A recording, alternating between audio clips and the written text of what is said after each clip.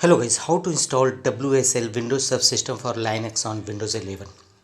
And simply go to Windows search, type CMD and open command prompt Windows as administrator mode.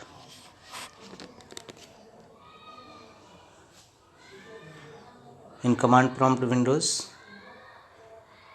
you should enter the command as seen on screen. WSL install, copy this and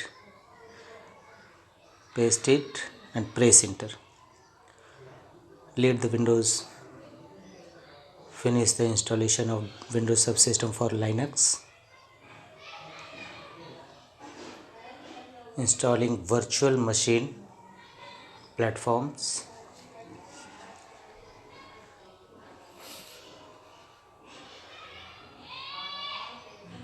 As soon as it's completed installing Windows Subsystem for Linux, wait till the completion finish. That's all.